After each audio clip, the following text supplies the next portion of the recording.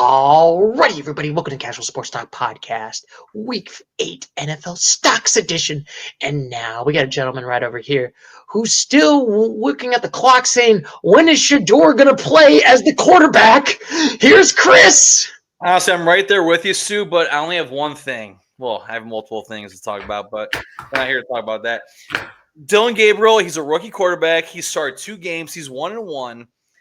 I understand where Kevin Stefanski and our upper management's going with. Like, it's a rookie quarterback, 2 starts. We can't just bench him and go for Shador Sanders, but give what the fans want.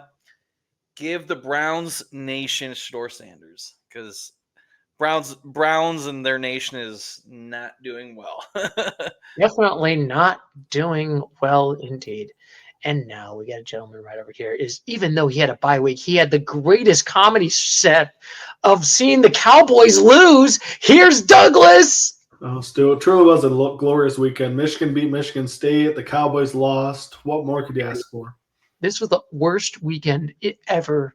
And to cap it off, the Detroit Pistons lost to the Cleveland Cavaliers. Yeah, the Cavaliers won. The Red Wings are winning right now. So, it's okay. Life's okay. We had an 18-inning baseball game. We got lots of sports happening. What do they call it yesterday? Was it where all 4 major sports on the same day? It happened just yesterday, correct? Yeah.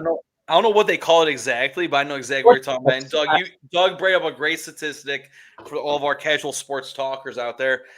32 times in the last, 30-plus years that this has happened where all 4 major sports play on the same day. Yeah, I think, that's pretty cool stuff. So I had a great weekend, great time. It's always funny to watch the Cowboys choke, and Stu, they didn't look good. Before you get offended, sir, and get all sad and emotional, I'm very sad. At least the game was an away game for the Cowboys, so I'll give them that. So, but still, all right, now we're gonna go to his emotional break here. But I will say, I know we're an NFL podcast, but we have to do a eulogy. About what? For college football. Oh. Yes. Oh, Brian Kelly from LSU? Yes, Brian Kelly got fired this week. Do you have any thoughts? I mean, what am I supposed to say? The dude's getting paid $55 million to get fired. What's the record? 4-3, 3-4 for the Tigers? Yep. Yeah, they fell down pretty quickly, unfortunately. I don't blame them. I think it's getting ridiculous, though, that people are getting fired mid-season. When you're a projected top 25 team, the Penn State Nittany Lions, LSU Tigers, and you have 2 or more losses on the season. Oh, and how about 2? Because 2 losses, you could potentially still make the playoffs for college football. If you have 3 or more losses, it's time to go. Yeah, this was – who – when they said James Franklin got fired, I was like, man, this is really bad because they paid him this much. And then LSU said, hold my beer. I will show you overpaying a coach and firing someone today. The crazy thing is, though, okay, but here's another spin on it. Because, I agree he's paid to be in the upper echelon of the SEC. And he's not. The teams he lost to are ranked, I think, 3rd, 5th, and 8th or something. He's lost to the best, 3 of the best top 10 teams in the country. It's bye. It's just crazy that you're losing to. I get it. It was embarrassing. Texas A&M destroyed them. There's chance. Oh, mind you, that's even worse. No, I agree with Doug. Did he really deserve to get fired? Because he's playing top 10 teams. He's losing to the teams that are higher ranked. And it's tough. I get it in this age of college football, but it is wild to lose. Granted, their games at home you expect to win, but I don't know. Seems sudden, but what do I know? I think with NC, let's not get too sidetracked here. We're talking about the sport, the NFL. Yeah. But I think with college football, now that we have Power 5 conferences up there, there has to be each team, Ohio State, Michigan, Alabama, Georgia, Clemson, Tennessee. They have to play at least 2 top 10 teams per season, in my opinion. So because Ohio State, they played Oregon. They're playing Penn State this week, but Penn State's no longer ranked. There has to be some sort of schedule. It's not our fault that Penn State choked. It's definitely not It's definitely not the schedule's fault. No. I know we have an easy schedule, but what are you supposed to do when Penn State lays an egg and loses to UCLA. Well, Penn State was 3-1, now they're 3-4 or something like that. Yeah. Anyways, I don't know. Feels like the Buckeyes are cheating somehow, and I don't like it. No, we're not cheating. You're a Michigan fan, right? We're talking about cheating over here. Yeah, I'm suspicious. Here, Douglas, I'll get my signs here ready, right?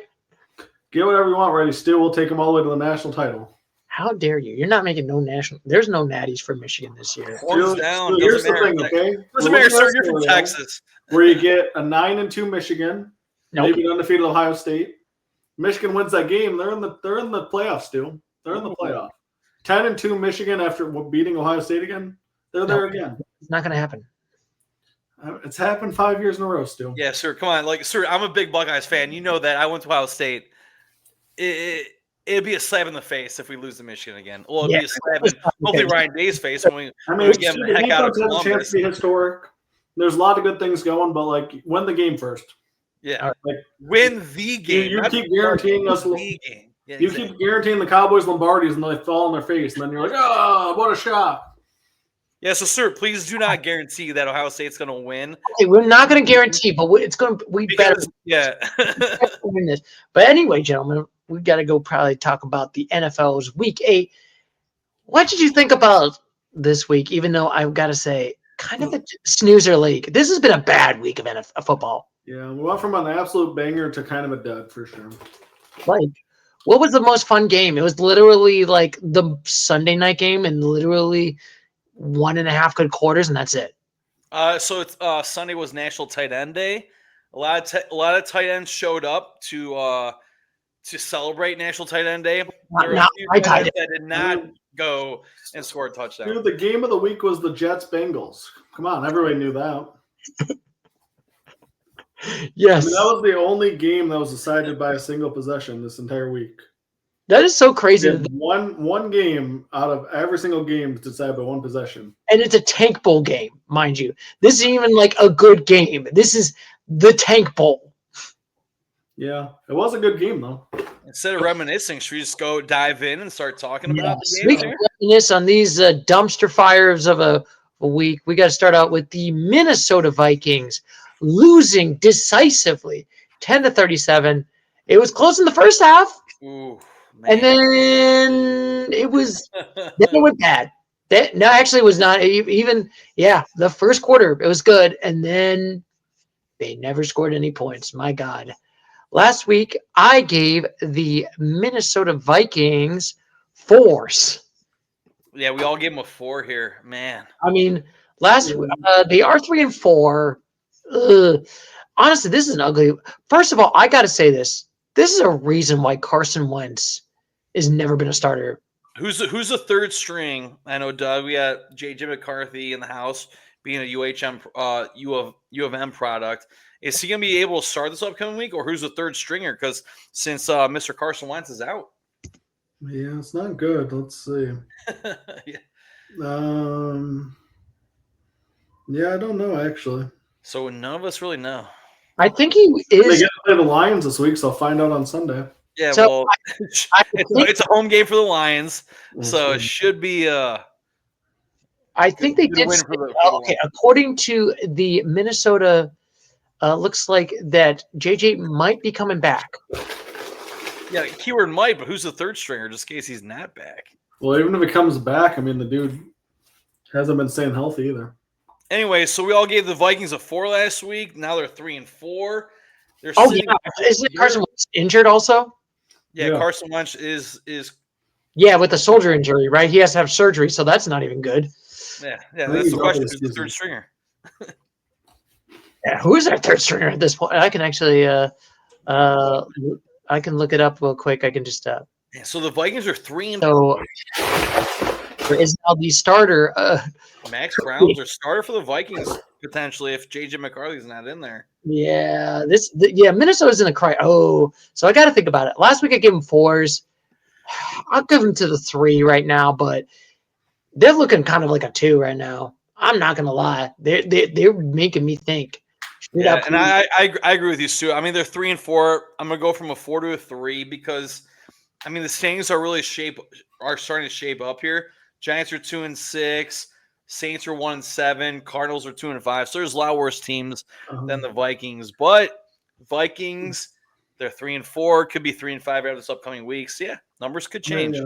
It's a little bit stressful for them. They don't have, they have uncertainty at the QB spot, obviously. I mean, I'm not going to go lower than a 3. I mean, still on the year, they only have a negative 7-point differential. Ooh, and they were outscored by 27 in this one. So it's like they're still. But hear me out, Douglas. It's not really a great Chargers team.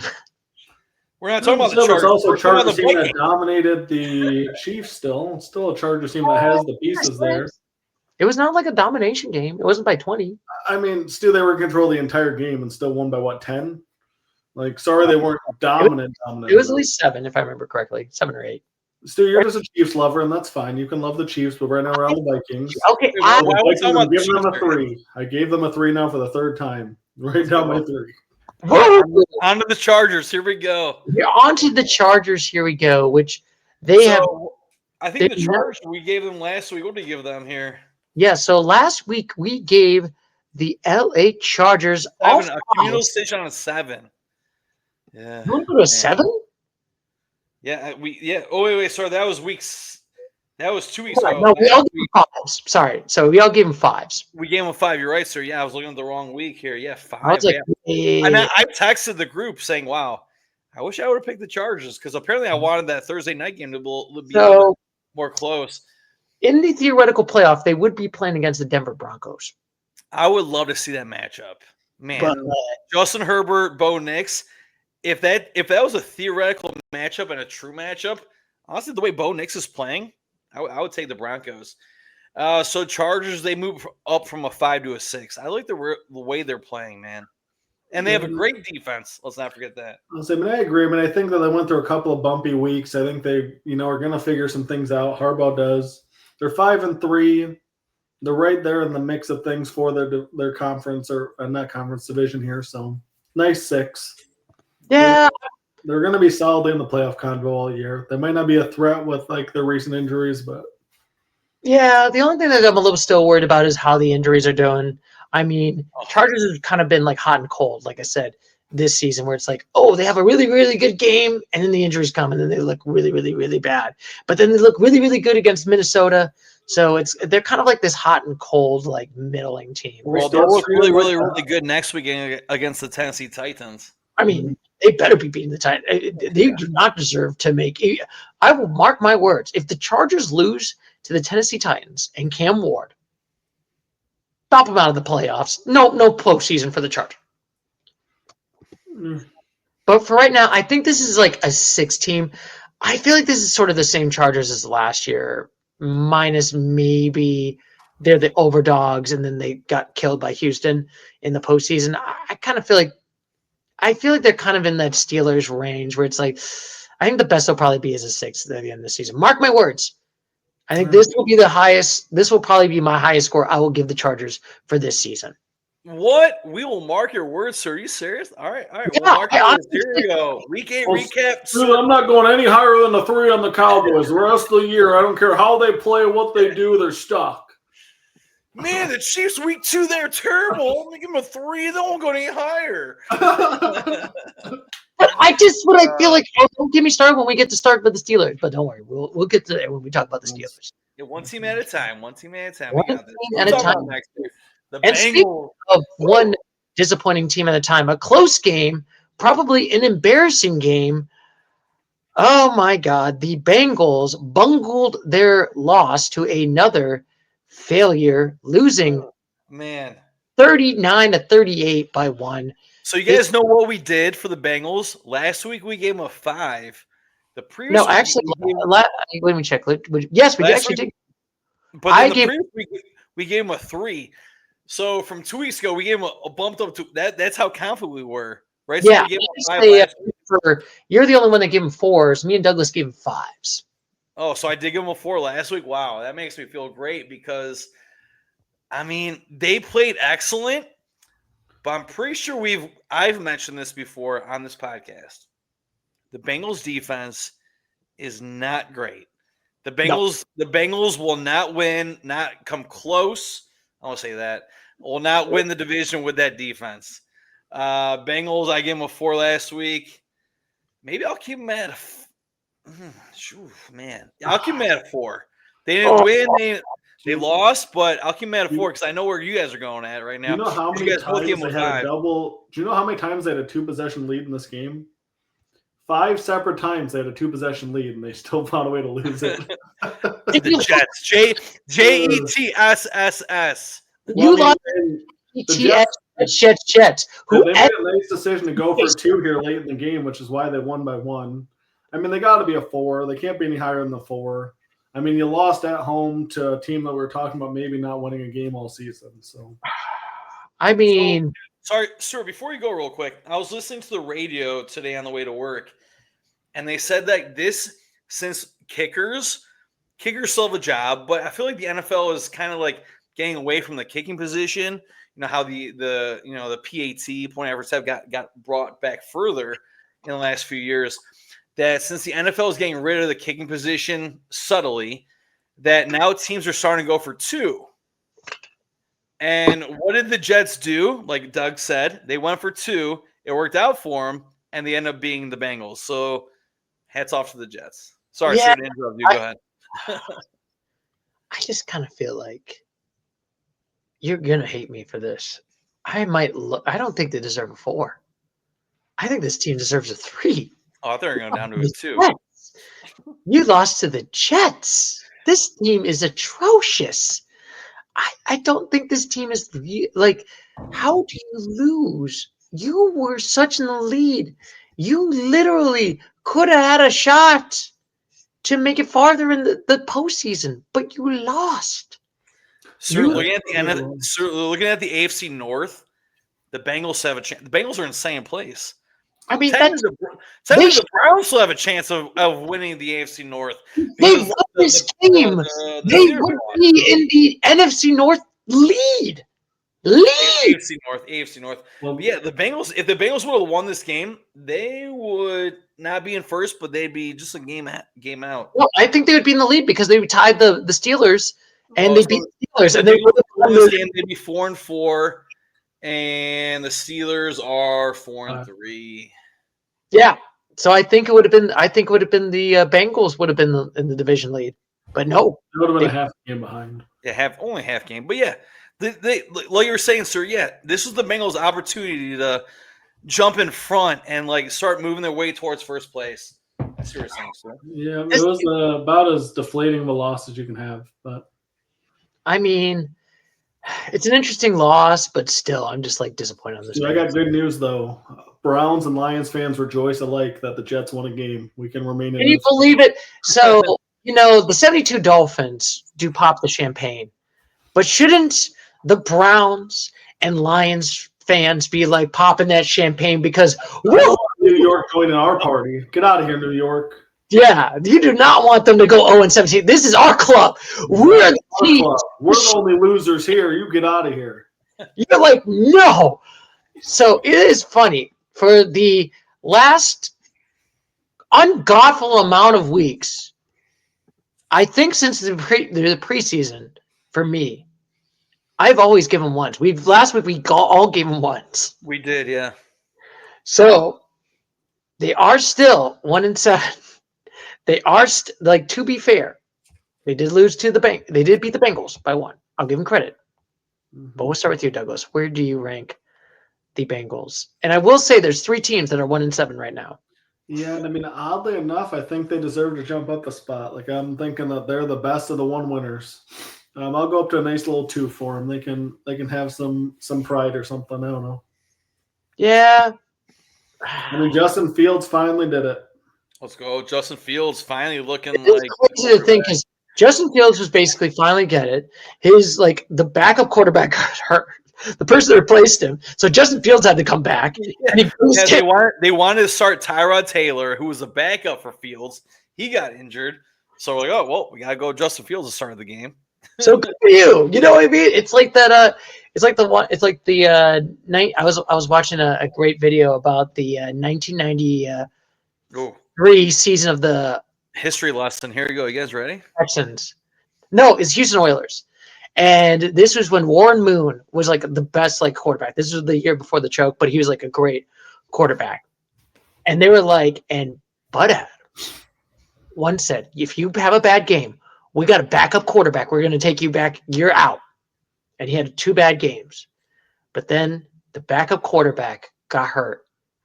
Warren Moon came back in, and they did super well. They made it to the postseason, even though they were kind of a dumpster fire of a season, actually. I should send you that. So sometimes you got to bench the starting quarterback in order for the backup to be benched or get injured to start the starting quarterback again. Yeah, and sometimes it makes sense. It makes sense. You sometimes get that second chance. Justin Fields got that second chance. Granted, it's a grummy Bengals team that I don't think is good, but I'll give him the 2. You know what? You deserve the 2. This is the craziest thing. Since preseason, this is the first time I have not given the Jets a 1. This is kind of crazy. It has been 8 weeks. 2 months. Probably 7 by the end of the season at this trajectory. Amazing. Yeah, right. The way Justin Fields been playing ball this past week against the worst, one of the worst defenses in the league. Yeah, Jets are making the playoffs. No. Give him a 2. Yeah. Let's be honest. Yeah. You know what? We'll just congratulations. You're not sucking, Jets. You did so well. It's so nice to talk about them second ones. Unbelievable. And speaking of second ones, we got to talk about another embarrassing loss. How does the Falcons lose 34-10? This team is more hot and cold than the Chargers, Stu. This team's unbelievable. More hot and cold than Katy Perry. Yeah. Freaking believable. This team just sucks. And last week, we all gave them all 4s. So yes. So the Falcons are now 3-4 right now. You did get your butt whooped by a terrible Dolphins team who I don't think is that good. Oh man, Falcons. Last week I gave them a 4. You lost badly. You deserve the 3. This is not good. I know Micah Penix is out, and Kirk Cousins came back, but Kirk Cousins is not good. The reason why Kirk Cousins is not $40 million a year to be a backup. That's a dream scenario. Yeah. I'm glad. Can I be a backup quarterback for $30 million or whatever it is? $1 million to be a backup. All right, so we gave the Vikings a 3, and they're 3-4. Falcons are 3-4. Falcons, like you said, sir, we gave them a 4 last week. Easy drop down to a 3. Yeah, this team's. I want 1 too. Give me one of those. Oh, you're gonna give a 2? No, I want a 3. He's gonna take a 3-2, meaning like 3 as well. I also would like a 3 for this team. 3 wins, 3 on the scoreboard. Yeah, this has not been impressive for the Falcons right over here. But speaking of impressive right now, the Dolphins won a game decisively, but Tua looks like he's back to prime Tua. Granted, it's against Kirk Cousins and the Falcons. It's not like this was a great team. But still, how do we live in a world where the Dolphins are looking good? Last week, I was the only one to give them 2s. You, Douglas, and Christopher gave them 1s. So let's start with myself. Start with I'll give yourself. them the 2. Let's be honest. This is the Dolphins. They're still in a tough road ahead. I feel like that this is a very tough road ahead for the Dolphins because, like I said, they're still in the 3rd worst in the division. I can't bump you up high because it's like you're still in the 2 range. So I'm just not impressed right now. So give them a 2. Yeah, and it's hard. I can't give a team that just won a game, keep them at a 1. No, I'm not saying I can keep them at a 1. I'm saying I cannot keep them at a 1 because there's 3 teams that are 1-7 in the league. The Dolphins. I mean, The Titans and the Saints, I should say. Those are the only 1-7s. Man, yeah, bump them up to a 2, I guess. The funny thing is they're advertising. Do you guys know who plays this Thursday night game? Because I do. Yes, Dolphins versus Ravens. Dolphins in Baltimore. And the funny thing is when they're advertising it on NFL Network or NFL Red Zone or CBS, whatever, they're like, oh, we got a star-studded matchup. I'm like, who are the stars? Because both Both these teams are what? Well, Dolphins are 2-6. Ravens are 2-6 or 1-7. I mean, here's the stars, Christopher. It's going to be they're going to be Derrick Henry, Devon Achane, Jalen Waddle, Tua, Lamar if he's back. Those are stars. But right now, the way their teams are playing, I guess if LeBron James was on a 3-50 team, he would still be a star. Yes, I could see it. Mm-hmm. Alrighty. So I'm going to go with the 2 as well. Like, I think Mike McDaniel saved his job for a little bit here. I mean, the 1 was justified. I mean, they lost by 25 in Cleveland the week before. So it's like this team, I mean, there's potential there. They got speed. They got some players if they can figure it out. Now, I should probably ask this. Who do you think – is there any of these teams that are going to be 2, and probably Baltimore's on the 2, that are going to be 2 and 7? Do you think we'll make a postseason? We'll get up there and maybe, have a hot streak? Have these teams, Dolphins and Ravens? I was saying the Ravens have a chance. The Dolphins have no chance. I mean, you're playing in the division with Buffalo and New England now. Yeah, I'm looking at the teams that are left. They're basically on that list. Raiders, no. Lamar, he's the reigning MVP, correct? Yeah, and I definitely don't think he's come back for the timely matter with not next week. If he's not back next week, 2 weeks. Then you have the Ravens. If they lose again this week, hopefully they won't. Ravens, if they win this week, they'll be 3-5, and Lamar comes back. Yeah, easily. Yeah, easily in this one. Easily indeed. And now we got to talk about your Cleveland Brownies. All right, we'll make this short and simple. Sorry, Stu. We'll make this short and simple. What did we give them last week? No, nothing against you, but the Browns. I know Myles Garrett 5 sacks on the day, most sacks in Browns history on a single day. Most sacks the Patriots have given up in Patriots history against a single defensive endman. What did we give the Browns last week? So I'm the only one that gave them 3s, and you 2 gave them both 2s. 2s. Yeah. The Browns. What's the record? 2-6. I'm gonna keep them at 2. There's worse teams than that, and I think I already mentioned who the ones are gonna get. So yeah, Browns at 2. I'll take it 2 as well. I mean, they get to play the Jets next after their bye, so potential for another dub. And if we really, this is one of our 3 teams. Obviously, Stuart up here with Dallas Cowboys, Doug with the Detroit Lions. My team, obviously, you guys can tell for all of our viewers out there, I'm a big Browns fan. Brownies all the time. We could have an entire different podcast about the Browns, but here's the nice thing though, Chris. The Browns have a nice schedule. You guys get the Jets, you get the Raiders, you get the Titans, you get the Bengals. It's like you got some winnable games, man. So we should end the season possibly at 6 wins. Yeah, that sounds like some football hell to me. For draft picks, we want the Jacksonville Jaguars to start losing. We want us to start losing. So you do. There is a possibility, but is it true? And also, how do you feel about the press conference with Kevin Stefanski saying, kind of throwing the owners under the bus, be like, "Hey, my hands are tied. I know I want Shador on here, but it's the ownership." There has to be some sort of negotiation under the table that the media or the United States of America does not know about between the Haslams, the owner of the Browns, and Kevin Stefanski. I don't know how he still has a job. Maybe the Haslams still are trying to wipe their hands clean with the whole Deshaun Watson trade and contract. But for Stefanski still to have a job in the NFL as the Cleveland Browns head coach makes absolutely 0 sense. All right, thanks guys for listening to my TED Talk. Yes, and I'm going to give this team a 2, and I'm just going to say it. There's going to be some eulogies coming up pretty much in the first week of December. It's going to be the first week. I hope it's in the first week of November. I cannot stand this team, but I watch them every Sunday. Spoiler alert, Chris. We got at least a month of this mediocrity before we start. Based on what you guys said, we play the Jets, we play the Titans. We should end up with 6 wins. We're not going to be eliminated from the playoffs until, like you said, Stuart, first week of December. Yeah, first week of December, indeed. And then we got to talk about the New England Patriots, who are now the second in the AFC right now in the best record. It is crazy to think about. Mark Wavo was looking good. Drake May is just balling out there. Could we say? Did you guys see what Vrabel said about the Browns?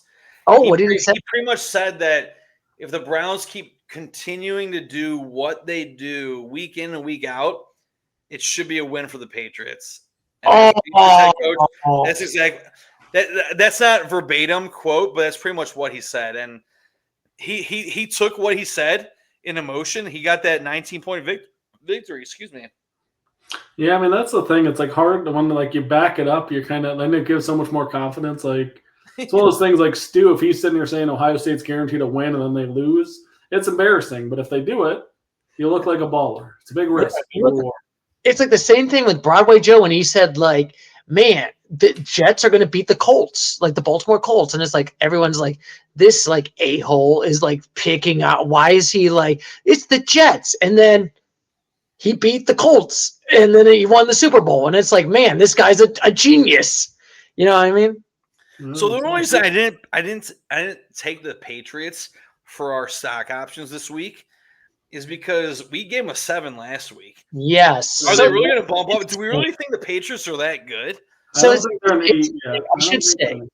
I should say in the theoretical playoffs, they would play against Kansas City. Yeah, I mean, I'm going to personally keep them at a 7.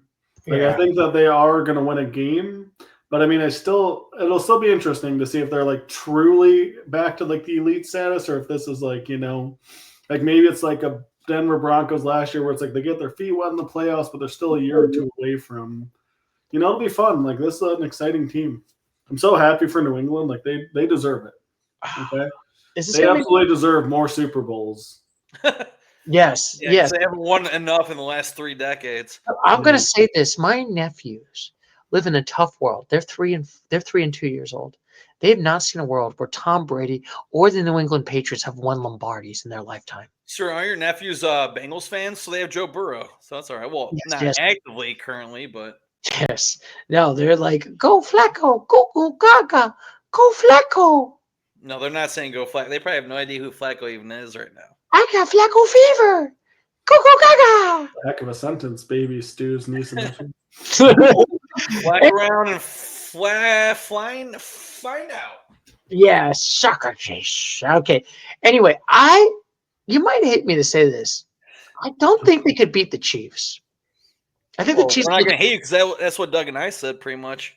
I might have to bump them down to the 6 because I feel like that's a tough. Bumping them down after a 19-point win. They won, but they gotta play against the Chiefs. Did we not all give them a 7 last week? That's pretty weak, Stu. That's the chief hater. That's the chief lover coming to extreme. And I'm just saying. I think the Chiefs look like they're back to legit. It's not the literal playoff yet. It's do you think? This is exactly why we use the median for our stock options. All right. Some lunatic Chiefs fan over here. Oh yeah, so to make it like give him a 7. Give him a 7. I know this might be the first lower score after a decisive win, but still. Listen, you keep going off the projected playoffs. The playoffs aren't starting today or tomorrow. But I'm just saying. Okay.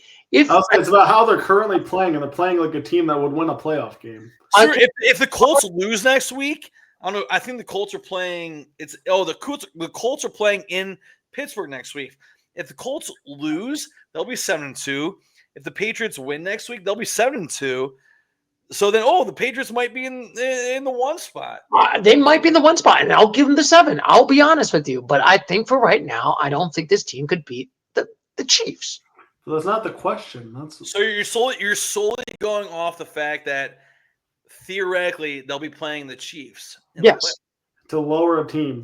That's okay. That takes the spirit away from this, but I guess I understand Stu. Yes, yeah. I'm being logical, not. It's not logical though. That's the thing. It's like they're playing like one of the best teams. They've been genuine MVP candidates. I'm just saying. I'm going to get my money's worth because of your hot takes saying the Chiefs are not making a postseason. I mean, see, there's still plenty of time. Like they got to beat the Commanders without their quarterback. Yay! Sir, there's 4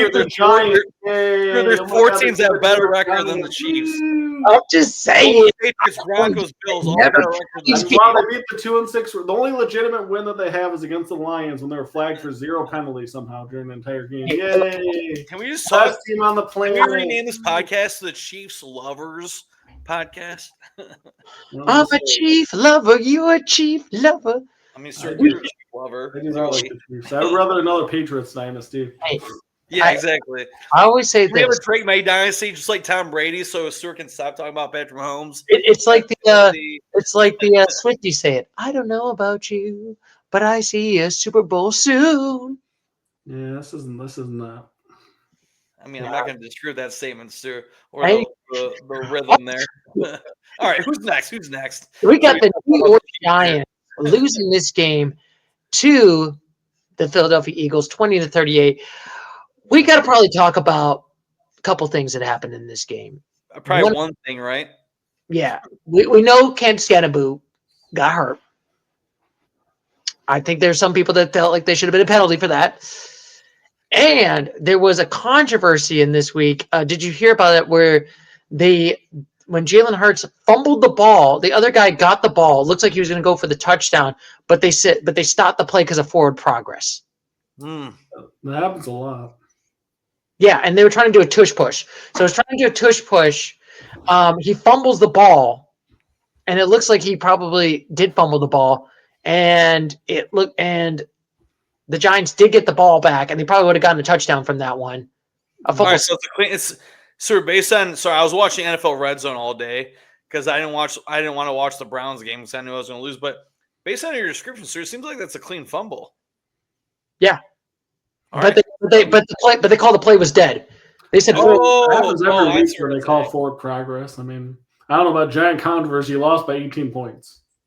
I mean, they still lost by 18. None of these plays would have mattered. I know there was some controversy, so I had to probably address it. But granted, the Giants were not going to win that game. Let's be honest. Even if there was a touchdown, let's be honest. I'm going to say it. And this is someone that hates the Eagles with a passion. But last week, we gave the New York Giants let me check what we gave the Giants. 2. I gave them a 2, and Christopher and Douglas gave them 3s. So I'm giving it the 2. This is definitely a tough week for the Giants. I think all their hope went away when Cam Scadaboo looks like he's here. I think he might be out for a while, correct? He's out for the season. He's out for the season, yeah. About a while, what kind of definition that means, but he's out for the remainder of this season. I knew he was a rookie campaign he threw up there. Yeah, he had a great rookie year, but it sucks if you're a Giants fan because it's like, man, I had maybe here's the good news. I mean, the season was a wash anyways. But now next year, you got Malik Neighbors back. You got Cam Scadaboo. You get a year of developed Jackson Dart. The future, I mean, this is a team that might be pushing for an NFC East championship as soon as next year, Stu. And we definitely talked about this last week. We said the Giants, I know Stuart might not have been happy about it, but Giants might be pushing. You said NFC championship potentially, Doug. I know. Let's scale it back. How about a NFC East division title? And then move their way up. Oh no! That's what I meant. As soon as next year, I mean, they're going to win one before the Cowboys. Okay. Oh, I agree with that completely. I agree with that, Doug. Great. How dare you? Anyway, Christopher, last week you gave him a 3. What would you give the Giants? Give them a 2. I mean, arguably their best player, Cam Scadaboo's out for the season, and I cannot wait to talk about this team next year. But we're currently doing it this year. I cannot wait for next season. Yeah, this is a team where it's kind of a bummer, but at least now you have something to be excited about. But for now, there are 2. Go get yourself another high-end draft pick and make this team truly special. Yeah, they do look good indeed. And now, why do I live in this world? Why? Oh, Eagles, baby! We gave them a 7. Oh! Can I? I don't want to deal with this world. Can you help me, Douglas? Why do I have to deal with this? I want to live in the world. There's not much I can do for this one, Stu, because I love it. Why do I live in the universe where the freaking Eagles are looking legit or semi-legit? Let's be honest. Why are we saying semi-legit? I mean, to be fair to myself, this is kind of a weaker Eagles team than last year. Just saying. Okay, Stu, you're gonna say this is a weaker Chiefs team than last year? No, this is a stronger Chiefs team than last year. Oh, okay. This Eagles team, we were on the team that last year kind of struggled early on and then went on a huge winning streak and won the Super Bowl. looks a lot like the exact same team, Stu, that just won a Super Bowl. But Saquon's not putting up the yards. I'm just saying. Saquon just put up 33 fantasy points on you just a few days ago. I'm glad I hopped right in at the right time because, sir, you're talking about Saquon not doing anything. Like Doug said, 2 touchdowns for Saquon this week. I know he hasn't done AJ Brown has 6 games. I mean, here's the thing, because they have Devonta Smith, AJ Brown, Goddard, Saquon, who are all like, they're not quite clicking yet, but they're going to, and then they'll probably be right there again. Like, they're not even sure how many. I don't want you guys to look this up, but Dallas Goedert, however you pronounce his last name, great tight end. How many weeks in a row has he had a touchdown? I mean, ever since I traded him in fantasy, so at least like 4 in a row. So like, there we go. You made it right, Douglas? Yeah. So Saquon's looking good. We gave him a 7 last week. Yeah. So last week, theoretical playoffs, they'd be playing a 2 seed. They'd be a 2 seed. They'd be playing the 7 seed 49ers. And the Packers look good this week. Packers look good. I mean, the Lions didn't play this week. We gave the Lions an 8 the past week. Keep them at a 7. Yeah, and we'll start with you, Douglas. What do you think? They're a nice 7.5 for me. Like, it's close to give them the 8, but like we still got the Packers there. We got the Lions there. 7 for now, but this team's scary, Stu. It is. Sir, admit it.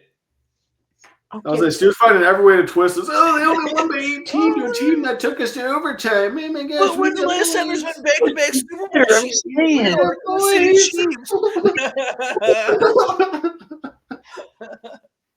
Also, all right, sure. What do you think? Interestingly enough, there has been rumors that AJ Brown wants to leave the Eagles because he's not getting the ball. I don't care who you are, where you're at, what you're doing. Do not leave the Philadelphia Eagles team unless you're going to the Detroit Lions, Kansas City Chiefs, Buffalo Bills. And I feel like you go one of those teams. Hear me out. Why are you leaving for more money? Like, you literally, this team looks legit.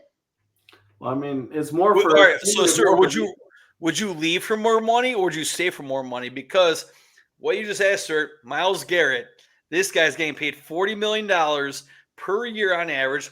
It was a $160 million contract for 4 years, so $40 million. And this guy's complaining about how the Browns are losing. Well, we offered him a trade, but he took the money. So what does A.J. Brown want with the Philadelphia Eagles? I mean, that's the thing, though. I mean, if I'm him, like, I'm just sitting there, I'm like, dude, if we keep winning, I don't really care that much. Exactly. Like, let's have a well-rounded offense, and let me go back. Players get a bonus for making the playoffs, for making it to the NFC or AFC championship game, to making it to the Super Bowl. They get a huge bonus if they win the Super Bowl. So, there's money involved. So, I mean, whatever A.J. Brown wants to do. I mean, look at Jason Kelce. Like I said, he's gotten so much money and sponsorships because that legacy of winning those Super Bowls and making it super long. You know what I mean? You got to think of that money long term. You got to be thinking that money post your NFL career. You know what I mean? Because there's some play. Let's be honest. Myles Garrett, is he going to have a lot of money post his NFL career? As long as he doesn't blow it on Porsches and other unreasonable. Yeah, but I'm being like I said, in the sense of like sports. Maybe he does sports casting. I don't know. You know what I mean? Yeah, sure. I love what you said. Jason Kelce, Super Bowl champion, goes off on his high horse, and now he's doing, broadcasting, podcasts. If he was on a team like the Carolina Panthers, I don't think he would have that forward option to become a podcaster or to work for, I think it's ESPN, right? I don't know. Or look at Tom Brady. He's getting probably more money now post his NFL career than during his NFL career right now. Sure, yeah. Who's he work for Fox, and he was also part owner of the Las Vegas Raiders. I think they paid him like almost $200 million just to announce games. It was something like ridiculous. Yeah. So, Stuart, what are you doing here? We gave the Eagles a 7 last week. I'll still give them the 7 for right now. I still feel like this team looks legit. I feel like this is like the 3rd best team in the NFC. Okay. It's kind of what I said, sir. The 3rd best team in the NFC. They're the 3rd best team in the NFC. Yeah, I like what you're saying, sir. I love it. The only thing is, can they beat the Packers? Can they beat the Lions? The Lions are coming to town soon enough. Lions are coming down. That will be interesting. So I'll give them the 8. If they can beat Detroit, I know it's home. But if they beat the Lions, that's a good point right there. And we got another team that we like to call a disappointment. The Carolina Panthers got absolutely curb stomped by the Buffalo Bills, 40-9. It was a massacre of Panthers. Unfortunately, we unfortunately Buffalo rammed them out of the cliff this week. No touchdowns in this game. So we're going to start with myself, where last week we gave the Carolina Panthers all 5s. Ooh. Yes. I mean, they don't deserve more. They do not. They're 4-4 though. I mean, I thought they were like they're sitting right around 500. That's nice. They're sitting at 500. Actually, they're in 9th place in the NFC. But I always mention there's only one team coming out of that NFC South making the play. Yeah, I don't think it's gonna. I think it's gonna be Tampa. I got to give them the 4. This team does not look good. I mean, I'm not going to bump them down because, like I said, they are 4-4. They have put in there. Bryce Young has looked good, but he does not look good. I feel like this is like a team that's like they're doing okay, but I don't know if they can beat the elites.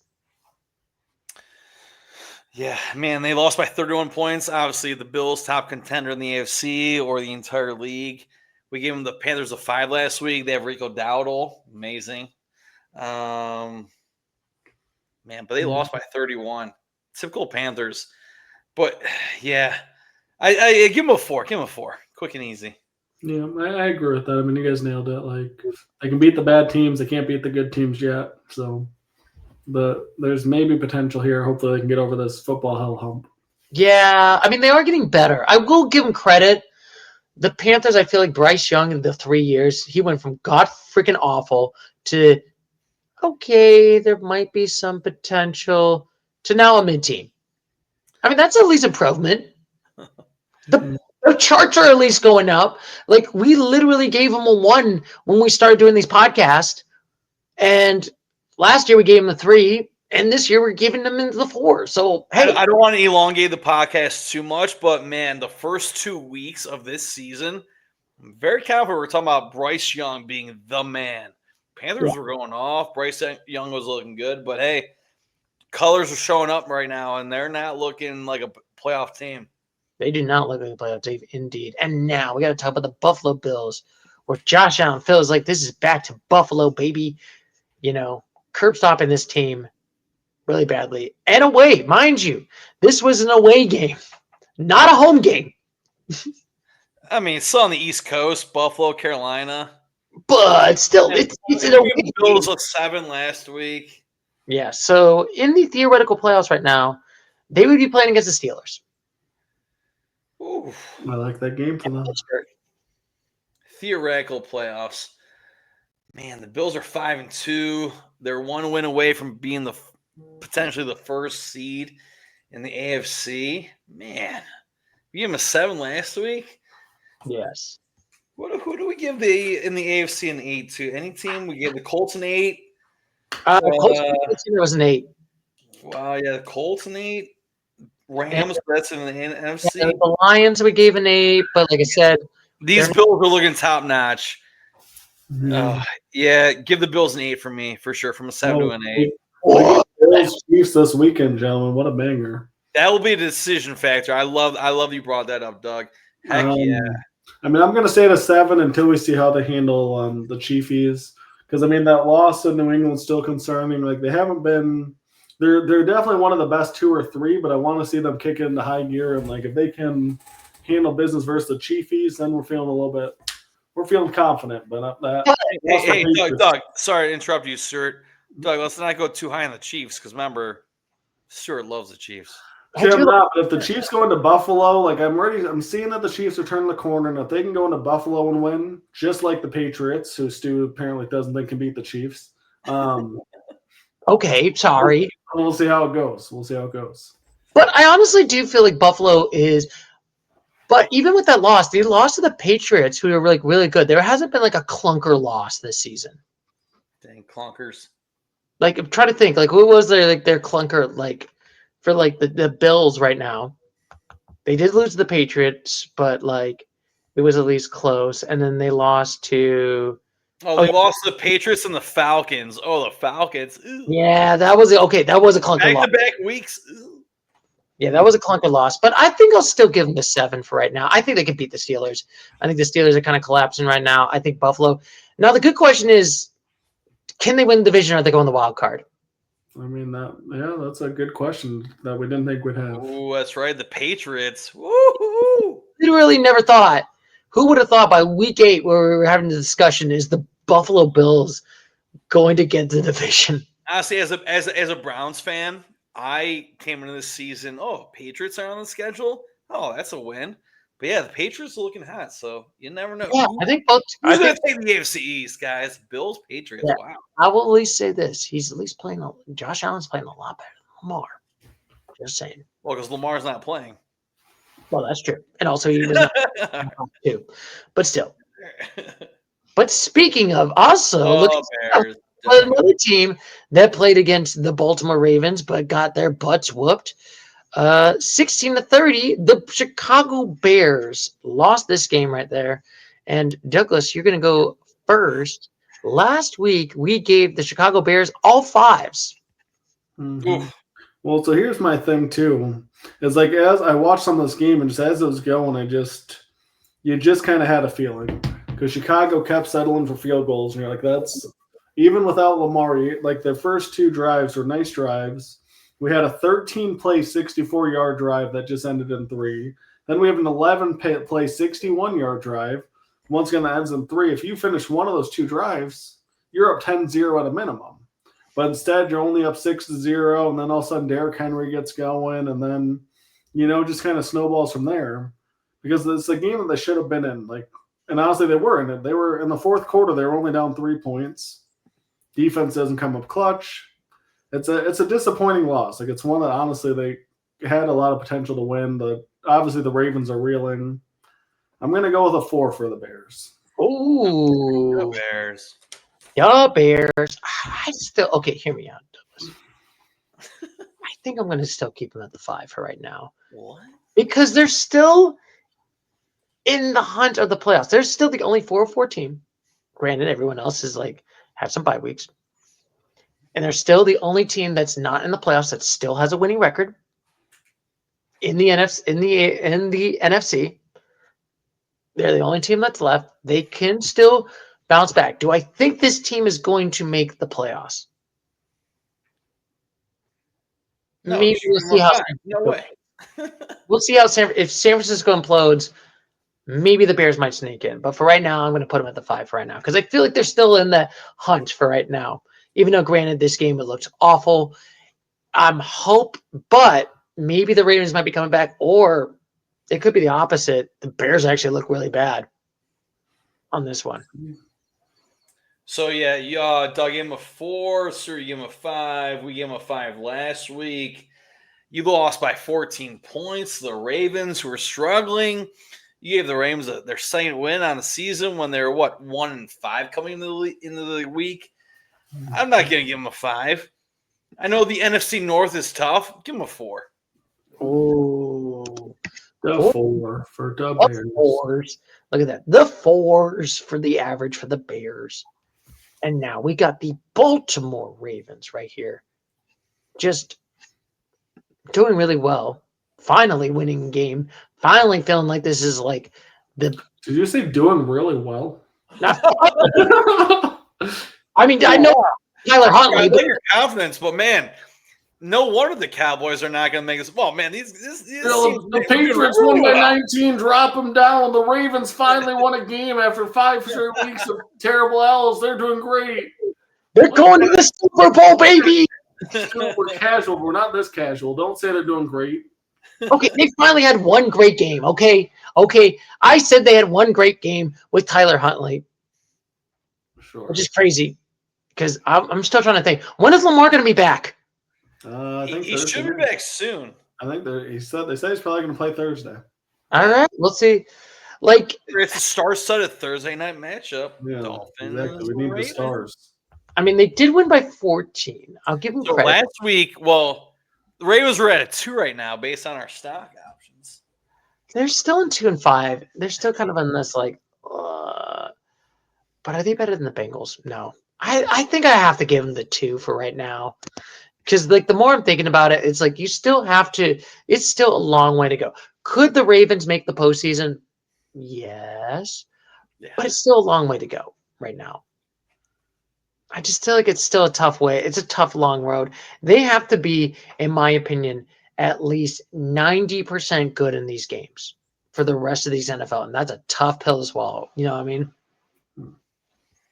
So Ravens are 2-5 right now. Good job, they won. We gave them a 2 last week, and I agree with you, sir. Keep them at 2 this week. Does anyone want to take a bet if they'll finish above 500 at 9-8? Oh God, no! I don't want to. So you're confident. What? Oddly enough, I do want to give them the 3, though. I do think that, it's a good game. If they get Lamar back against the Dolphins, all of a sudden things start snowballing. I don't know that they'll go on a run because there's so many concerns on defense. Like, honestly, kind of disappointing that Caleb Williams can only put up 16 on this defense. But I'll give the Ravens a 3 just because we know the pieces are there. They put together a good game. And I think that they're a tier above, like, the Giants and, like, a lot of these other 2-win teams. Oh my goodness, we put them in 2 indeed. And now we got to talk about another, the Injury Bowl, or I like to call the Broken Trophy Award this week to the San Francisco 49ers, losing to the Houston Texans 15-26. We're going to start with you, Christopher. What is your last week? We gave the 49ers, they are technically still in the theoretical playoffs because you're the only one that gave them 7s, and me and Douglas gave them 6. Well, they lost, so that's easy down for me. You said I gave them a 7 last week? My goodness. We gave them a 7 last week. Wow. They were playing against the Eagles, let's be honest. 49ers. I hate to say it.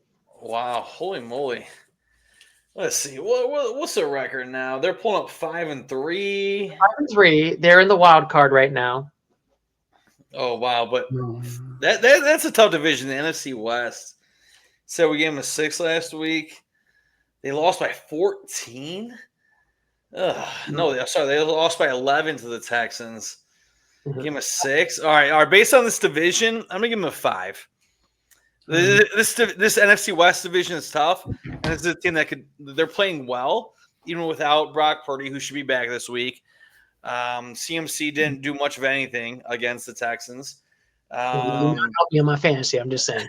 I do like the logic, Chris. I also am going to go with the 5. And it's weird because they are technically in the playoff picture for them today, but you kind of feel like his injuries will catch up. This isn't a dominant Houston team, and I think it's going to catch up to them, and sooner or later.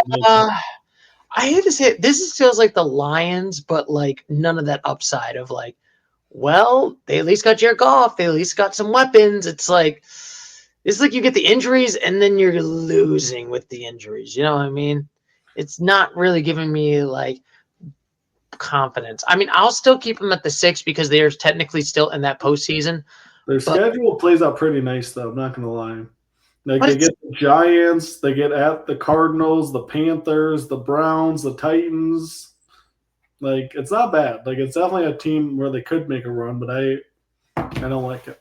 But I will say, and I think this is the frustrating part, they should be having a better record right now. They should be in a good And they're 5-3. That's pretty nice. I know they're 5-3, but they also lost to the freaking Texans. They look bad. I'm just saying, Douglas.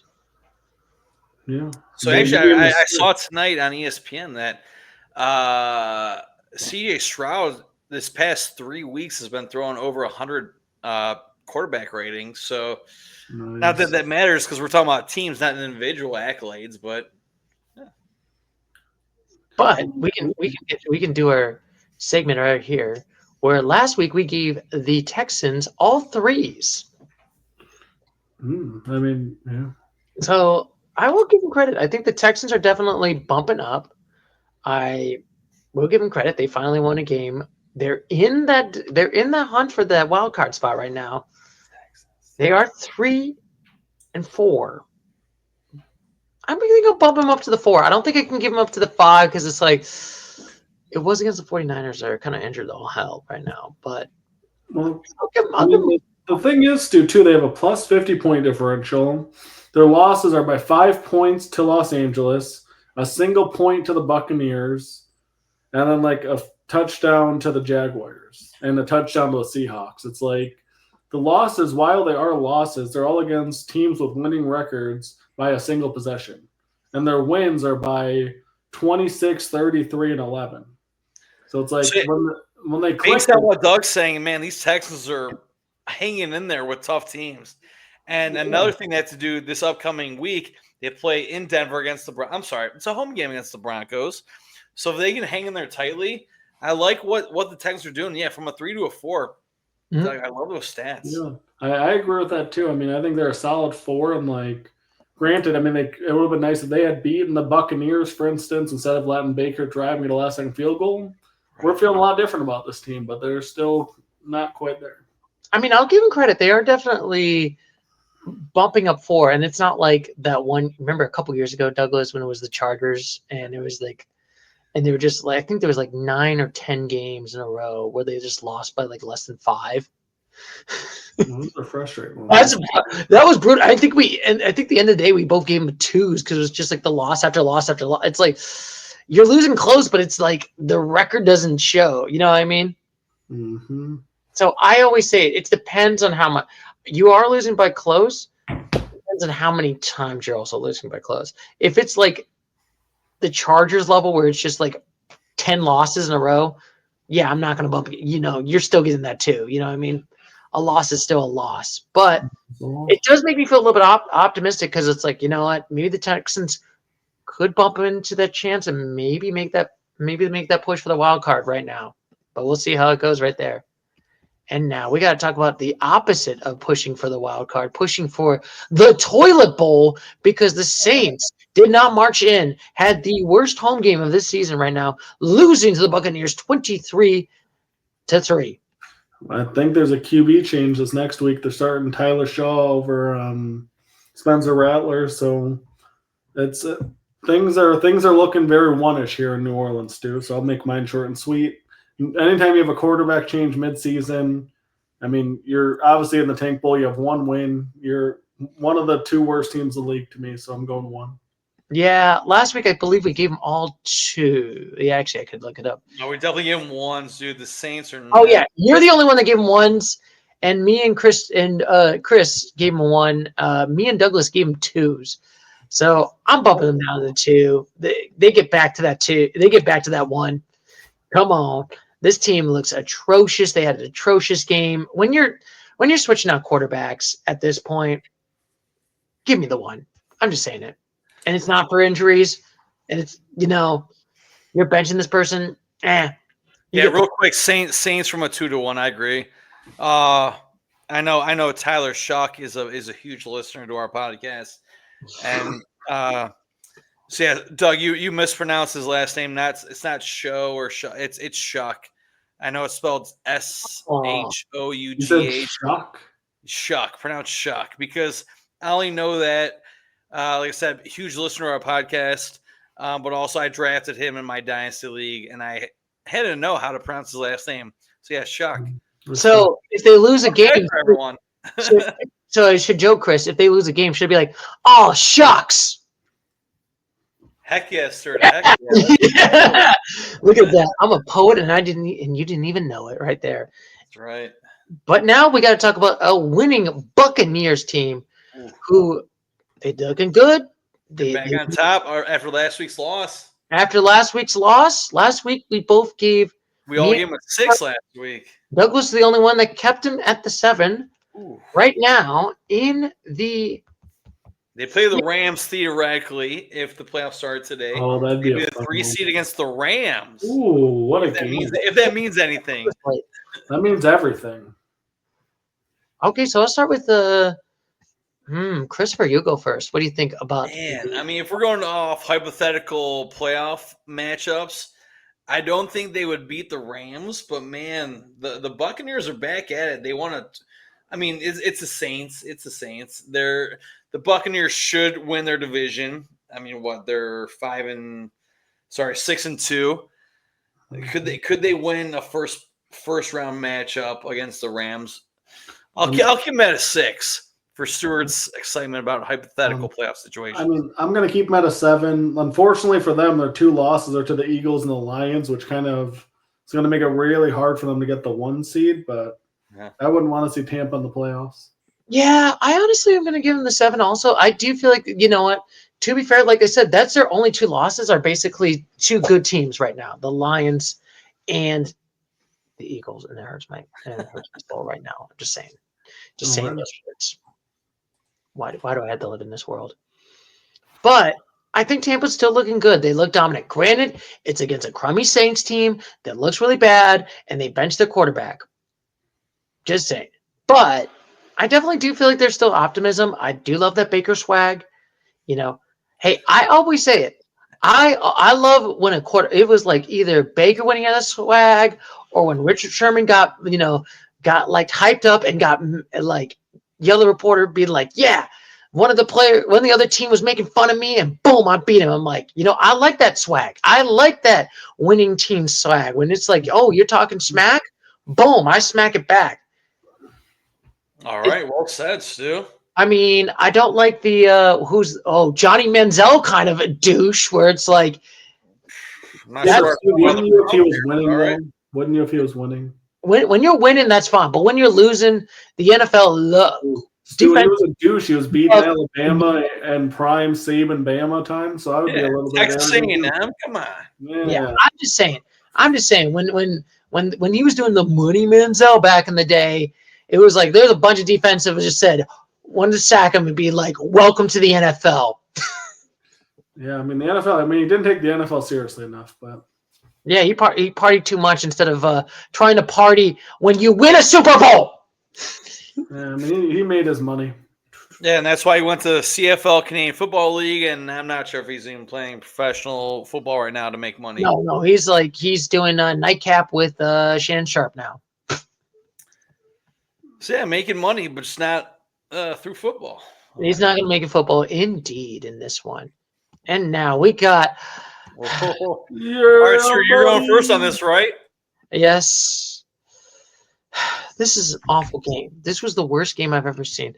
Dak had 2 interceptions right now. The defense looked atrocious. Why do I live in this world? Why do I live in this world where last week we all gave him 4s? Sir, you don't live in this world. We live in Bo Nix's world. Why do I have to live in the world where the power Christian music is making my Cowboys lose? Making my boys lose, and this is frustrating, and we could have had Michael Parsons, but no, Jerry's a smart guy because Jerry wants to make decisions right now. Well, Stu, I thought it was a great decision last week after you guys won, right? Why does it change now that you lost? We're all praising how great Jerry was giving Dak his money and letting Micah walk after they won. Well, I did not say that. You check the tape. No. I said it. I said it in my head. He looked good against that week, against the Commanders. I'm just saying. Maybe I might have said it when it was against the Cowboys versus Packers game, but not when we're getting our butts whooped against the Broncos. By the way, Douglas and Christopher, fun fact, I didn't realize this. We have been 0-8 against the Broncos. 0-8. That doesn't surprise me. 0-8, like I said, living in Bo Nix's world. And you know what? Who I'm going to blame this on? This failure of this organization right now is the one man and the CEO of this corporation, and it's Jerry Jones, who does not care about getting Super Bowls, who does not care about getting Lombardis right now, who does not care about thinking of making a good defense. The defensive coordinator needs to be fired right now. Fire this man. But Stu, Dak for MVP, right? Let's go. Great. Heck of a fantasy week. 8.6 points. I mean, it's so frustrating because I was talking to my dad about this, and, he's just more like, should we just blow up the team already? We're not winning Super Bowls. So you and your father have the same point of view about American team? I think Dak's contract is probably going to be up this year, if I heard correctly, right? Oh, so, sir, would you want to get rid of Dak Prescott as the Cowboys quarterback? No, I'm too afraid that he would just win a Lombardi, and that would be just break my For what soul. other team? What other team would want him? As a Lions fan, Stu, it's not that bad. You guys would be a lot more competitive in like 2 or 3 years. Maybe trade the Eagles for Jalen Hurts, and you guys can see what a Super Bowl winning quarterback looks like up close. Or, sir, how about welcome to the Browns world? No matter what happens, what players you get. I mean, heck, we had Odell Beckham a few years ago. We had Joe Flacco, Deshaun Watson, who's supposed to be our savior. Just welcome to the Browns world. No matter what happens, no matter who you draft, who you trade for, or you trade away, Michael Parsons, the team's never going to be good. And as a Browns fan, I accept that. So maybe as a recent Cowboys, well, not as a Cowboys fan of recent years, maybe you should accept that. But hey, I've been a Cowboys fan since date of birth. I've been born. That's why I said you've been a Cowboys fan from day one, but as of recent years for the Cowboys, you have to accept that I don't think Dak Prescott will lay his fingerprints on Vince Lombardi's trophy as a Cowboys player. Maybe if he hangs out Saquon and like Justin Jefferson, like in those commercials, maybe he can hand it to them. This is awful. This is one of the worst feelings ever. Why do I live in this world? Because you have to, Stuart. You have to.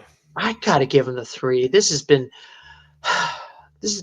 It's so frustrating. I just feel like that. Like, there's just one This is Jerry Jones' fault, and the problem is Jerry's never going to take responsibility for this. He is like the only time he ever took responsibility was probably years later when he fired Jimmy Johnson. But for the last since '97, I don't think that man has ever taken any responsibility for the failures of the Cowboys organization. I mean, still, when you're a billionaire, you don't take any responsibility for anything. I would say they're worth like $5 or $6 billion. He's like, whatever. He can sell a team and still make a profit. I was listening to the radio the other week, and they said some of these owners for sports franchises, it's not a good feeling in the heart. It doesn't matter about whether your team wins a championship or a finals or hoists a trophy in the air. It's a business decision what they do. They're just here to make money. Apparently, that's what Jerry Jones is trying to do. Yes. And Jimmy Haslam for the Browns, but we're not here to talk about that. So I agree with you, Stuart. We gave the Falcons a 3, the same record as the Cowboys. Yes, and we all 3 for the Cowboys. I agree with that, Stuart. Yeah, and also, yep, you're thinking the triple threes. Do you have any thoughts on this one, Douglas? Yeah, they stink. I'll keep it short. The entire city of Dallas.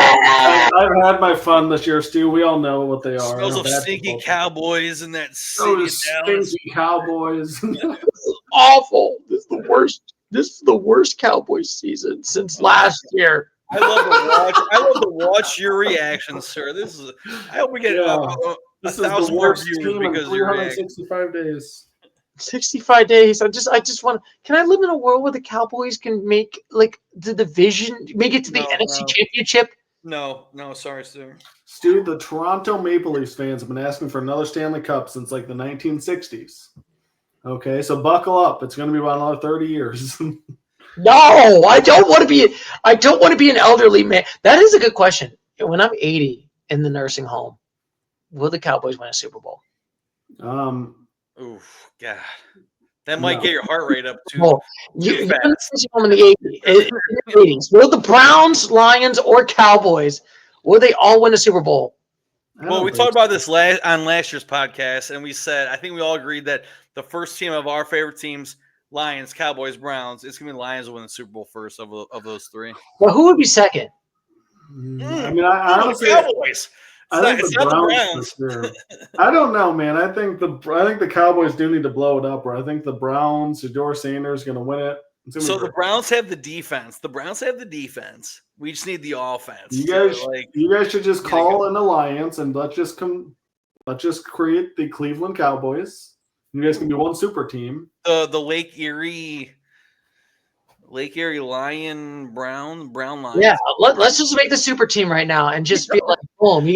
I'll take Amon-Ra Brown and Jahmyr Gibbs and Sam Laporta and Jared Goff. I'll take the entire team. Hey, do you want George Pickens? Come on, George Pickens can could you imagine him playing against the Steelers? Oh, that'll be All right, fun. so last week we all gave the Broncos a 7. Sorry to yes, Broncos in the right direction here. I mean, we did beat the Cowboys by 20. Yeah. I mean, they're legit, Stu. They're probably AFC West favorites, I think, over the. They would be playing against they would be playing against the Chargers, and they could beat the Chargers. Ooh, wow. Let's be honest. But So we gave the Broncos a 7 last week. Yes. They're not. I mean, they give up 24 points. Like everyone always says, defense wins championships. Gave up 24 points to the Cowboys. Keep them at a 7. Like even if they really play Chargers are looking hot. But like I said, this is theoretical playoffs right now, based on CBSSports.com. Yeah. I like the Broncos at a 7 for sure. Bo Nix.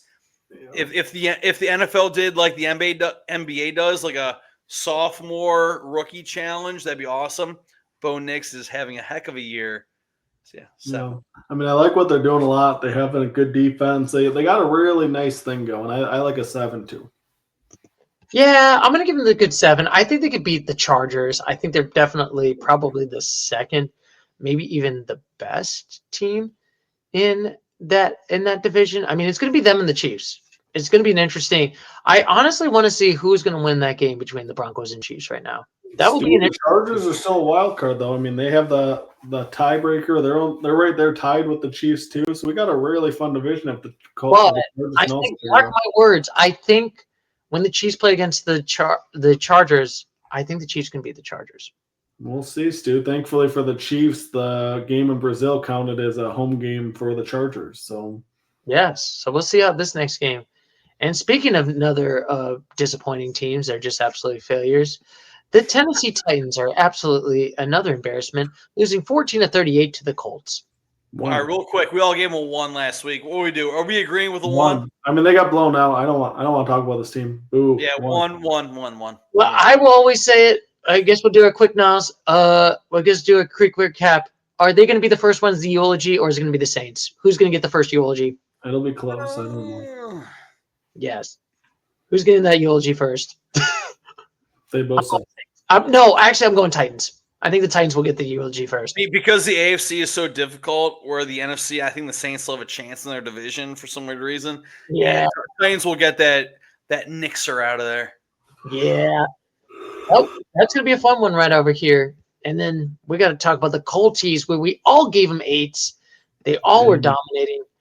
This is kind of the craziest. They've still got that bye week. They dominated this game. We'll start with you, Douglas. What do you think about the Colts? We gave them 8 last week. I mean, I think I was talking about how good they were last week, and I mean, they're still a solid 8. I mean, they have a chance to truly solidify themselves, but that offense is unbelievable. The defense is solid. Like, there's really not a weakness on this team. It's a scary good team right now. Daniel Jones, Jonathan Taylor, their defense, it's a whole amazing. Amazing rookie tight end, Pittman, and Josh Jones. Yeah, they're deep, man. They're deep. They're talented, and obviously they have the number 1 offense in the league. Like, them and the Lions are like 1-2, but the Colts are putting up better numbers, and they're going to be a hard team to beat.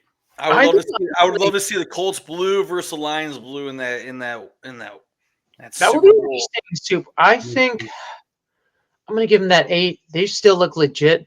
They're still looking like the strongest team. I will still argue with this, Christopher Douglas. Sure. I think Daniel Jones should get comeback of the player of the year. I think he should get comeback of the year. Was he out last year for any reason? No, I just think. Why would he get comeback player of the year? Usually comeback player of the year, you're out the last year, like DeMar Hamlin, Aiden Hutchinson. I guess I think he should be maybe Aaron Rodgers. But yeah, you can't just join another team. I guess you could. And then be, I'm the comeback player of the year. Let's put it this way: surprise of the year. How about that? Number 1 surprise of the year. That was not on the bingo board for 2025 of, oh yeah, Daniel Jones is going to make the Colts have the number 1 best record right now.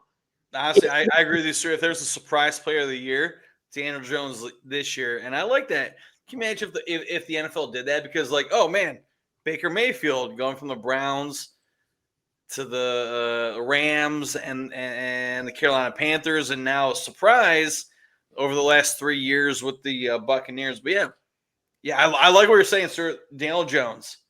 Yes. Prize player of the year. So, and you're going to definitely give him this team an 8, right, Chris? Oh, yeah. An 8 for sure. Yeah, we gave them all an 8 last week. Heck yeah, let's go, Colts. They're looking beautiful. Let's go indeed. And now, speaking of opposites, the Steelers. The Yinzers are not happy. They're not happy at all. Aaron Rodgers did not get his revenge at the Packers at all. So, sir, you said Yinzers. Is that the citizens of Pittsburgh, or what's a Yinzer? Citizens of Pittsburgh. Yinzers. Okay, that's interesting. But anyway. Yes, thank you to Mr. Tree right over here. I now learned what the Yinzers are basically called. They're Pittsburghers, so you're called Yinzers. Oh, all right, gotcha. My God, you looked like you had a fly. It's like, oh my God, the Yinzers are coming. The Yinzers. Well, you said Mr. Tree over here, so I was looking for him. I'm like, where's Tree at? No, I know what you're saying, sir. I know. But anyway, last week we gave the Pittsburghers with their Iron City beers of disappointment all 6s. They are technically in the lead of the division, but they did not look good in it. I don't think Aaron Rodgers looked bad, but it was like the defense didn't look good. But so we'll start with you, Douglas. What do you think of the Steelers? Oh man, I don't have confidence in them. Like I don't know what it is, man. It's like they lost to a Bengals team that looks a lot worse now. Yep. They lost to the Packers rather convincingly. I mean, it was kind of close, but like I'm gonna go with the 6th because they're pretty far ahead in their division. But I mean, this isn't a team that I expect to make a deep run, unfortunately. Like I just don't think that. I just don't feel like chemistry there. Like I don't feel like I feel like they almost would have been better off with George Pickens over DK Metcalf personally. And I'm just kind of confused. I think Tree would disagree otherwise. I will say that. Yeah, I'd much rather have DK over George Pickens. But hey, I mean, everyone has their own opinion. You got to respect it. I don't know. I don't know. I mean, DK's been solid, but it's like I don't know. I feel like George Pickens was not a good fit for the Steelers. Yeah, that might be. Just like there's a lot of other players. We just stopped talking about Mr. Daniel Jones. Every player doesn't have their good fit in the team they were drafted to or picked up by. So, yeah. I could definitely ask Tree on Twitter to be like, would you rather have DJ Metcalf or George Pickens right now? I guarantee you I would know the answer. It would be DJ. My guess is he probably would say DJ. I mean, DK makes more sense in Pittsburgh, but it's just. I know we're casual sports. DK Metcalf. DK Metcalf, sorry. Yeah, because DJ is Daniel Jones for the Colts. Anyways, so but it would be playing against in the theoretical playoffs. It would be against the Bills. They ain't beating the Bills. I feel like this is the same. This is giving me Russell Wilson last year vibes. I mentioned this earlier on the podcast. Doug mentioned it briefly. Steelers, they might not even win their division, and we all mentioned it. Well, I think Stuart mentioned on last week's podcast. Because remember, was it last week the Steelers started 10-0, 11-0? Yeah, they went like it was like 11-0. They went like really really good last season. Yeah, and like can you imagine if that happens again? I mean, they're not starting undefeated, but I think they were 4-1 to start the season. I think they might have lost 2 in a row. Now they're 4-3. Yeah, and then this division is up in the air for the AFC North. Give them a 6 because like next week they play the Colts. It's a home game, so yeah, man, this is. I love this upcoming game, Colts Steelers. We'll see who's going. Yeah. I just looked up the ESPN PPR fan like wide receiver rankings, and they have like basically where'd it go? Pickens at 16, DK's at 17. Like they have them like right about the same thing. Oh wow! So it's like. It's an interesting. It's a more interesting debate, but I do agree that I think the fit is more appropriate the way it is. But like, I don't know. Interesting debate. I like it. Besides this past week when the Steelers lost to the Packers, I think DK has been having a heck of a year. But obviously, numbers don't lie. Doug, you said 16 versus 17. But yeah, I think it's a fit for everyone, you know. But I think probably Steelers fans and Tree would probably say like, is the behavior of George Pickens worth the whole versus DK? I think George Pickens did not fit in well with the Steelers. Correct me if I'm wrong. Yeah, I think it was a culture thing. And it's a culture. I mean, this is the same organization that had Antonio Brown and Le'Veon. Just saying. Just saying. Just saying. Just saying. And now we got to talk about the Packers, who the power of the cheeseheads. And I know Douglas is probably very disappointed that the cheeseheads. Yeah, it looks like cheddar cheese. I wish it was Swiss cheese. You wish it was Swiss cheese, but we gave the Packers a 7 last week. Yes, we all gave them 7s. They would still be the number 1 seed. I feel like they're a lot. So hear me out. I think they're looking a lot better than they did last week. Where it was just like last week, I kind of felt like they're looking okay, but it's like This one I feel like is at least a good win. I mean, this isn't as consistent of a team as we'd like, but they still are sitting there with the best record in the NFC. And I mean, they've been getting a lot of hate, which I mean, semi I get, but like it doesn't make a lot of sense when you truly look at the resume. But like, would you guys feel better that the Packers will be? I mean, right now they're 5-1-1. They go into next week. Should be an easy win. They'll be 6-1-1. How do you guys feel about that? I mean, I'm glad that they have to play the Lions in Detroit on Thanksgiving. That'll be a banger of a game. That will be a great. We got a good Thanksgiving game. Oh, I can't wait. I'm so excited. I'm pretty sure it's a Thanksgiving game. That should be absolutely. I mean, the Lions always play on things. Well, no, the Packers always play on Thanksgiving, right? No, it's always the Lions. Lions. Yeah, it's Sanders. Yeah, this year we get Lions. Wait. Oh. No, yeah. It should be Thanksgiving Day, Lions, Packers. Yeah, it's always the Lions first. It's always the Cowboys second, and then a rando. Yeah, they've been throwing something in there the last few years. Yeah, they throw like the 8 o'clock. 1 o'clock, 4 o'clock. Dude, we got Lions, Cowboys the following Thursday night. Let's see how much tickets are for this. Following Thursday, we could go for as low as $323 a piece. Beautiful. Douglas, would you like to donate donate money to the Stuart Jasper wants to get tickets to see his Cowboys get blown out at Lions Stadium Foundation? Stu, with all due respect, I think I'd rather give the kids their first experience. I think you can find a different way to maybe take out a loan or something, or you'll figure it out. The kids don't have credit yet. I do not have credit indeed. But anyway, I think this team could probably get an 8 right now. I do think this team looking very good. I know they had a little bit of sus the last couple games, but I definitely do think this Packers team looks really good. It will be interesting how they play against Lions again at Thanksgiving in Detroit. If they can continue to beat them in Detroit, I definitely do feel like this is a strong team. And to think about this, Bart Carr, 27, won a championship. Brett Favre, 27, won a Super Bowl. Aaron Rodgers, 27, won his first Super Bowl. Jordan Love is now 27. Oh, let's go. Will he Let's go. continue the Packers' legacy? If he does not win, then I hope we remember today's date that you're saying that, sir, because we just be like, wow, Jordan Love is not the guy. And yeah, the Packers are 5-1-1. Huge testament to next week's game. The way they're playing, like I said, there's 2 teams in the NFC that deserve an 8. Yeah, I think Packers are one of them. 8.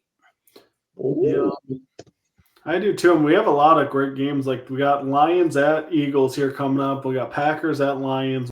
We'll find a lot of these questions out here soon, but for now, unfortunately, the Packers are probably one of the best 2 teams in the NFC. Yes, we gave an 8, and Douglas, it hurts his heart and soul. Yeah. I mean, don't you hate the Packers? I do, but like it hurts my soul more, Stu, honestly, that the Buckeyes are number 1, from being honest. There's a great meme that I saw before we started the Village one where it said, Ohio State, then everyone else is ranking right now. I mean, that's true, but I don't know, Stu. Indiana versus Ohio State will be a banger of a game. I hope we get that. Honestly, it will be a great, honestly, and it'll be the Big Ten championship game because unless it's Michigan versus Indiana, then Yeah, you guys gotta win in Ann Arbor first. Yeah, that's right. Ohio State has to win this game. But you know what's weird? Back to the NFL. I'm sorry, Stuart. Go ahead. Oh yeah, and also spoiler. Once we might actually do a podcast about the divisionals for college football before we get to the playoffs. All right now. So last week we gave the Rams and the Lions both an 8, and they had bye weeks this week. So now we have the Packers, Lions, and Rams all on an 8. Rams, bro. Forgot about the Rams, guys. But anyway, forgetting about other teams, we got the Monday Night Football. Marcus Mariota, who I still did not realize until this year that he is still in the NFL. Lost 28-7. It was close to the first half. I'll give him credit. I mean, if they could actually get some fourth downs, they might have had a chance. But man, they kept getting just blown opportunity after blown opportunity. It was a shame. Oh yeah, tied at half, 7-7. Wow. It was tied in the half. I was like, okay, maybe we have a good football game. And then it's just like, nope. But anyway, last week we gave the Commanders, I gave them 3s, and Douglas and Christopher gave them 4s. So we're going to start with you, Christopher. What do you think about the Commanders? Yeah, I mean, without James Daniels, Marcus Mariota, a product of Oregon. He threw 2 interceptions, and the last one was like a garbage time interception. Yeah, I mean, is there a third string? I mean, obviously, there's definitely a third string quarterback for the Commanders. Is James Daniels going to be back anytime soon? I can actually look it up. I'm sure he'll be back for the Lions game, of course. No, prime they time. play each other in like 2 weeks. I'm pretty sure it's like week to week. So yeah, we gave the Commanders a 4 last week. They're 3-5. Anyone else comparable that we gave a 3-5 to this past? Okay. It looks like on the reports. I'm sorry. 3-5. I should say in the reports right now, it is up in the air. So it's 50-50 right now if Jaden Daniels is going to be back. So next week. Nice. Yeah. So man, so we get the Bengals with 3-5. We gave them a 4, but we gave the Commanders a 4 last week. Should I really bump them down to a 3? No, I'll keep them at a. Oh, come on! You got to give them a 3. I did not finish my sentence.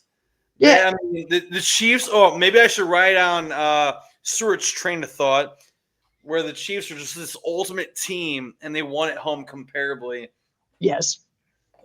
Man, yeah. I mean, gotta give them a 3. Come on, just the way they're playing. Give me a 3. Yes. Because if Jane Daniels does really show up next week or in the next 2 weeks, yeah, they could keep going. But as Mariota as their starting quarterback currently, nah, 3. Yeah, I mean, I agree. I think they're a 3. I mean, they're a very disappointing team, unfortunately. A team that went 12-5. They already have 5 losses. First 8 games this year. They're in shambles. Time to win 7 straight games. Get that 10-5 record. Yeah, it just really sucks. It really, and even when Jaden Daniels was not hurt, he was not playing as well. He's definitely getting that sophomore slump. And now, he was out, and it's just been loss. So it's not been really good. I just feel very disappointed. It's just been like a frustrating. Sir, why are you frustrated? This team's in the NFC East. You want to see the Commanders fail. See, I think if you're a Commanders fan, you had high expectations since 2 years ago, since literally the worst owner of all time, I will still say, for the Commanders. Just saying. Speaking of high expectations, is that a good segue into Stuart's favorite team? Second favorite team here? Yes, we got to talk about the Chiefs chiefing their way into the wild card right now. They are in the theoretical wild card. They are 5-3, and they would be playing the Patriots. I'm giving them the 7. These Chiefs look amazing. Travis Kelce got a touchdown. I'm super happy about it. They got Rishi Rice back. They got a lot of players that are coming back right now. I think that 6.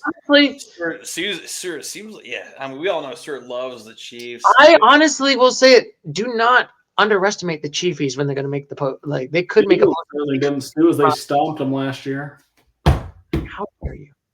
All right, we gave him a 6 last week. Well, actually, I remember specifically. Stuart gave him a 5. I gave him a 6. Actually, Doug started with a 7. Stuart gave him a 5, and I had to finish with a median of a 6. See, I'm comfortable with a 7. Yeah, the Chiefs, like I said, I always listen to radio, sports talk radio on the way to and from work. The Chiefs, in the last 6 games, they're 5-1. And to be fair, a lot of theirs get compared to last season where it was like a lot of close games. Even for bad teams, there's a lot of close games. A decisive win. They won by 21 points. Well, Stu, I'm going to follow your logic from earlier, and I'm going to give them a 6. What? How they're currently playing? Yeah, you're right. Yep, I think the Patriots would beat them. Hypothetical playoffs. All right. Okay, fine. Fine for no, sir. No fine. Drake May is the truth, Stu. And I don't care if they won by 21 points. I have no problem lowering them because we have no problem lowering the Patriots. All right, fine. But I will say no, sir. Doug's right. Okay, I should ask this. Gun to your head. Whoa. Is the Chiefs going to win the division, yes or no, by the end of this season? No. Now with Bo Nix in that division, Bo Nix. We're going to have Bo Nix as your quarterback for fantasy or for your franchise. Yeah, they have to play in Buffalo this week, Stu. So, that's a 50-50 game right there. I'll give them. So, if you're talking about the 5-4 Chiefs versus the 7-2 Broncos. But I think so Broncos play in Houston against the Texans. That's a tough game. Should be a win for the Broncos. And then you got the Chiefs going to cold, old, bitter Buffalo, New York. But rainy Buffalo right now since it's still we're still in the fall, but still. Sorry, you know what? I'll give probably the Chiefs a 47% odds of winning that division. It'll be close, man. It's technically they're in third in their division, Stu. That's the thing. They're technically behind the Chargers because they lose the head-to-head there too. So it's not only do they have to beat out the Broncos, who is no easy feat, as we've seen, they're looking great. But there's no guarantee they beat the Chargers still if the Chargers kind of get healthy and figure out their offense again. It's still kind of close. I think they'll be ahead of the Chargers. I mean, we'll see, Stu. If you don't win, if they lose both games, the Chargers, it doesn't matter. They lose the tiebreakers. I mean, hey, the Tampa Bay Buccaneers lost 2 games to the Falcons, and they still didn't. In the Falcons, that was a 2-team division. They also have to beat and pass the Broncos. It's yeah. No, but I don't know. You still got to play Buffalo. You still got to play the Broncos. You still got to play the Broncos twice. The Chargers again. It's they're playing great, but there's no guarantee. Yeah, there's no guarantee indeed. And look at that. That is it for this week's NFL. So, gentlemen, we got to probably talk about next week on week number 9. Right here. What game are you guys most looking forward to next week? Bills Chiefs.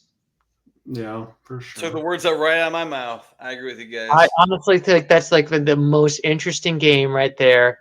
I think maybe Broncos, the Colts and Steelers might be interesting, but I feel like the Steelers are going to have a giant L in that game. I know it's 3.5 for the. You think the Steelers going to have a giant L in that game, Stu? Dude, let me read you guys the Chiefs' next 4 because if they get through this stretch unscathed, they're for sure the best team. They play in Buffalo, then they play in Denver, then they host the Indianapolis Colts, and then they play in Dallas. They're gonna lose to the Cowboys, right? I mean, honestly, they might. The Cowboys can put points. They might. So they might very well go 1-3 over the next 4. They might go 0-4, Stu. Not even joking, and no Bills, no Chiefs hate here. In Buffalo, not in any way guaranteed to win. In Denver, not in any way guaranteed to win. The Colts are the best team in the league right now. And then in Dallas, that's a really hard 4 weeks, and that's on Thanksgiving. So we get Packers, Lions, and Chiefs, Cowboys on Thanksgiving Day. Wow! Hallelujah, indeed. And then.